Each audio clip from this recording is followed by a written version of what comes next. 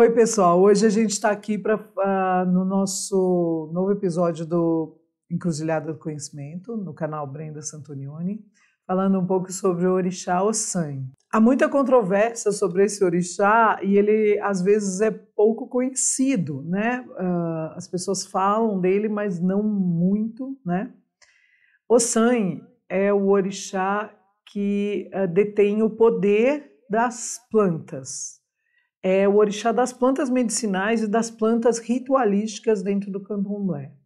Então, ele tem uma importância enorme nos nossos rituais, tanto quanto Exu, tá? Então, assim, Exu e Ossan estão ali praticamente na mesma importância, porque sem folhas a gente não consegue fazer nenhum ritual, tá? O axé verde, o axé das folhas, é imprescindível para os nossos rituais, para tudo que a gente vai fazer dentro de uma casa de axé.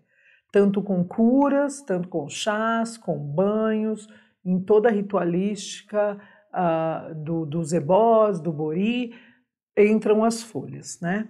E Ossan é um orixá que as cores dele são verde, né? E o branco, assim, o rajadinho, né? Marrom também às vezes puxa um pouco, depende da nação. E é um orixá que, em geral, os filhos de Ossan são pessoas muito reservadas, gostam de ficar sozinhos, gostam de ficar se enfiar no meio do mato. A gente fala que é aquele bichinho do mato. São os filhos de Ossan. Eles não são muito expansivos, não gostam muito de muvuca e tal, que é meio que uma característica desse orixá, de ficar mais... Os segredos da floresta, os segredos das plantas são de Ossan, entendeu? Então, a gente trabalha muito com essa energia. Muito da medicina, hoje em dia, são aspectos tirados das energias e dos conhecimentos que os africanos tinham das plantas e das folhas. Isso, gente, há 200, 150 mil anos atrás, eles já masterizavam essa medicina de cura pelas plantas, que hoje em dia é tão falada, como fitoterapia, como os fitoterápicos, as homeopatias e tudo, são os conhecimentos ancestrais africanos que trouxeram para nós esse conhecimento de agora, tá? Em geral, as casas tradicionais de candomblé no Brasil e de cultura iorubá trabalham muito com as curas pelas plantas, tá? E até as pessoas que foram...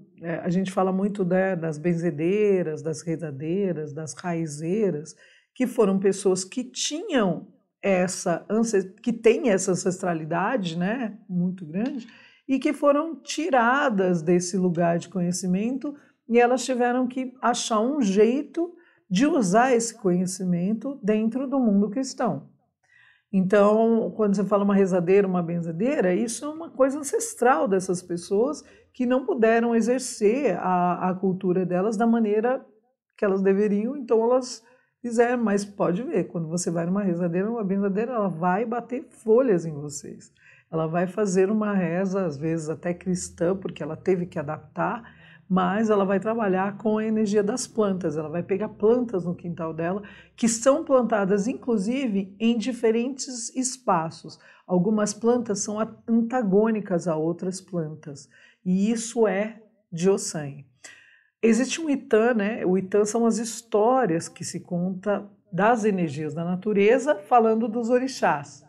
E aí eles assumem algumas características humanas para que a gente entenda a história, porque o ser humano precisa de imagens para entender as histórias. Então existe um Itã onde Ossan tem o conhecimento de todas as folhas e ele deu uma folha para cada orixá cuidar. Então, por exemplo, o boldo ele deu para Oxalá, né? O peregum, que é uma dracena, ficou para Ogum. Todas as folhas foram dadas uma para cada orixá. E aí, cada orixá, quando a gente vai preparar o banho para esses filhos de orixá, a gente usa determinadas folhas separadamente, manjericão também de Oxalá, né? E assim vai. Então, Ossan é um orixá primordial. A gente sempre, sempre invoca Ossan em todos os nossos rituais. E a gente sempre fala que Cozi Ewe, Cozi Orixá, que se não tem folhas, não tem orixá.